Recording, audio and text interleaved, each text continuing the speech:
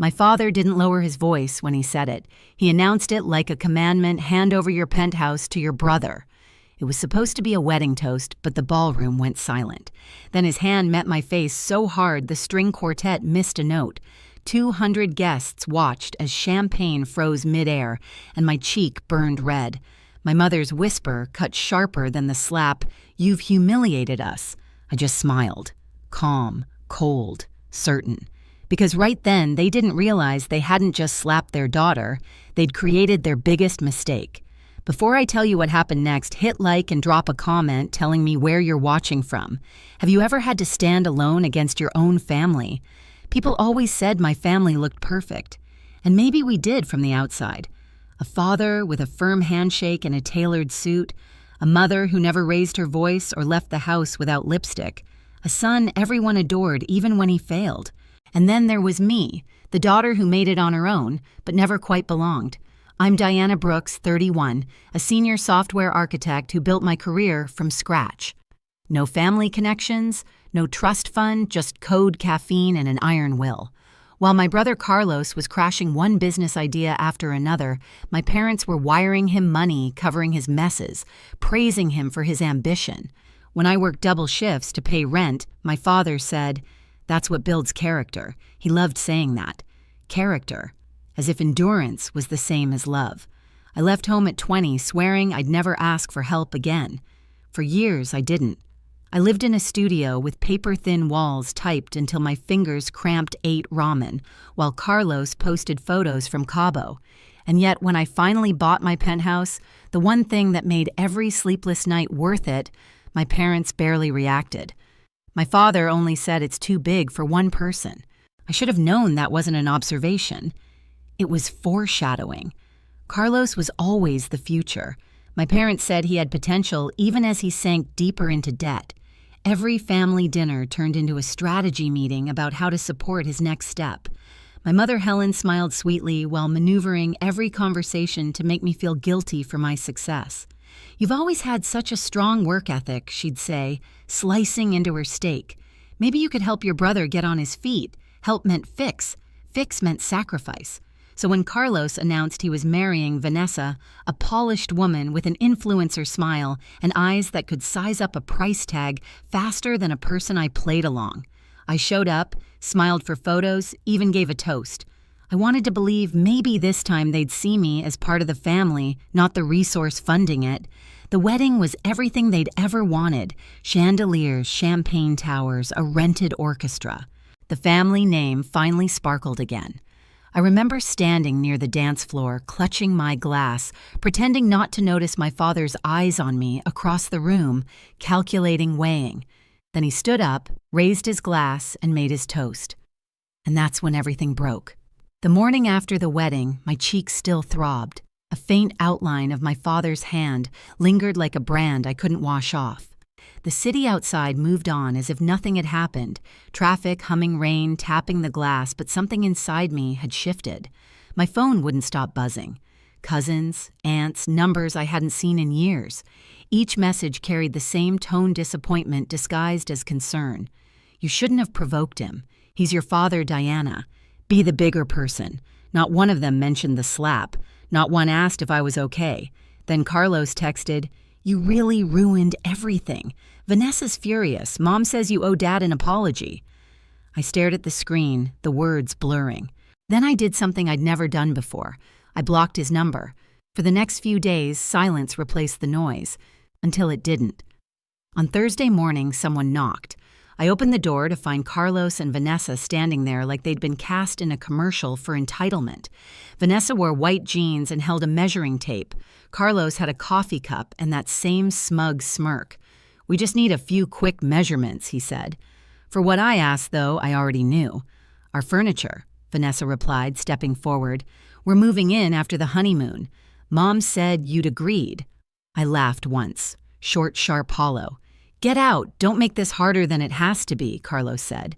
"You're single, you don't need all this space."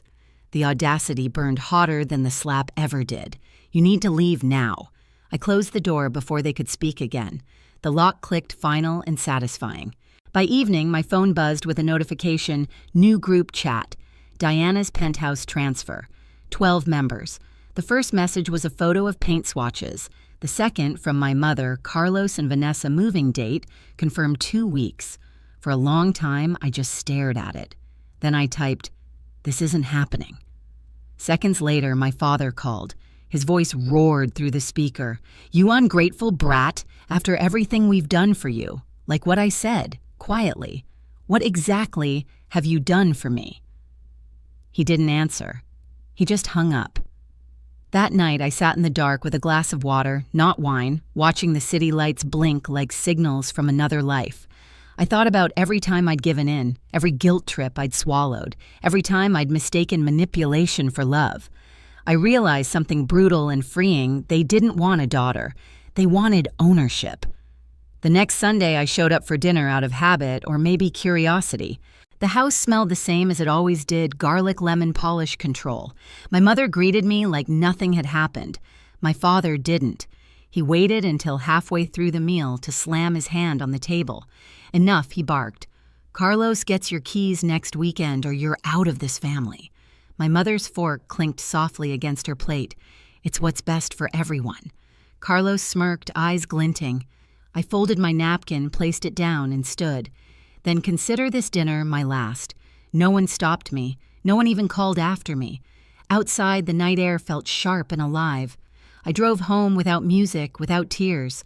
The silence wasn't heavy anymore, it was clean. They thought they'd broken me. They didn't realize they'd just freed me.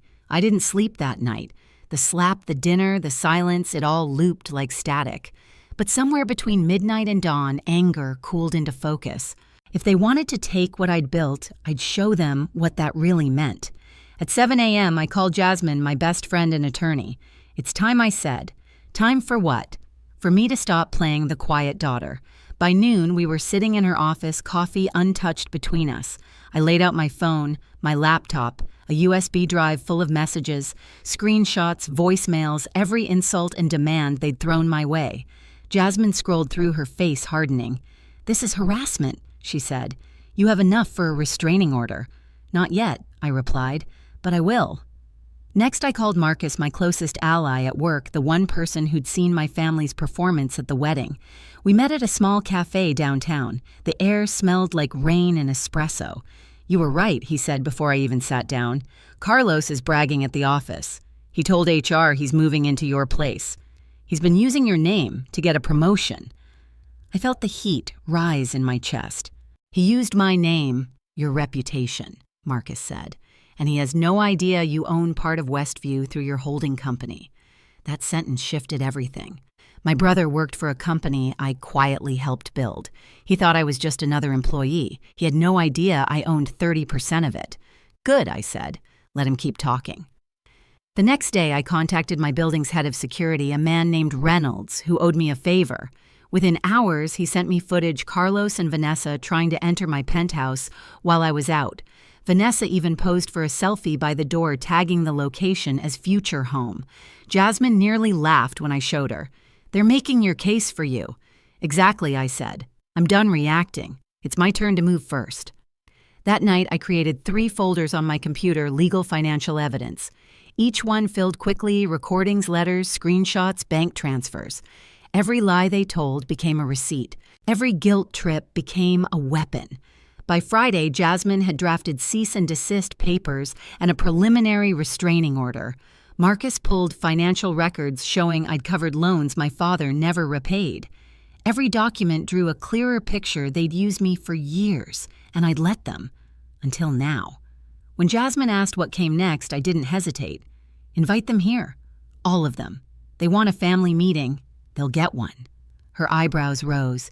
"You sure you're ready for that? I've been ready my whole life." Outside, thunder rolled across the skyline. I looked out at the city from my glass walls, buildings glowing against the storm, the world I'd built without their help, and felt something settle inside me. Calm. Absolute. "They thought I'd break," I said quietly, but I was just getting started. Friday came with rain, the kind that blurred the skyline and made the whole city hum. I wore a white blouse, black slacks, hair pulled low. Calm. Controlled. Unshakable. At exactly 7 p.m., the doorbell rang. Through the glass, I saw umbrellas, formal coats, and familiar faces already set in scorn. My father stood front and center with a manila envelope. My mother clutched paint swatches like this was still about decor. Carlos, smug as ever, held his phone, probably recording his victory. I opened the door and stepped aside. "Come in." They filed through the hall, shaking off rain, murmuring about the view. My father looked around, nodding. "You've done well for yourself," he said. "Now it's time to do right by your family." "Funny," I said. "I thought right and wrong were the same for everyone." I gestured toward the dining area. 4 people waited behind me: Jasmine Marcus, my financial advisor, and Reynolds, head of security. They looked sharp, quiet, professional. The atmosphere changed. My father's smile vanished. "What is this family meeting?" I said. "You wanted one." My mother's voice turned sugar-sweet. "Diana, we didn't mean for things to get ugly. Just sign the transfer papers so we can move forward." "Of course," I replied, handing her a blue folder. "Start by reading this." They opened it, pages of ownership documents, deeds, corporate filings. My father frowned. "What is this nonsense?" "Proof," I said evenly, "that this isn't just my penthouse. I own the building, and 30% of Westview, the company that employs your son." Carlos froze, his expression flickering from arrogance to panic. "You're lying." Marcus stepped forward. "Not lying.